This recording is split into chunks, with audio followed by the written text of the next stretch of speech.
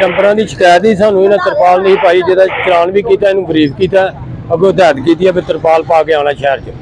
बगैर तरपाल की कानूनी कार्रवाई ज़्यादा की जाएगी।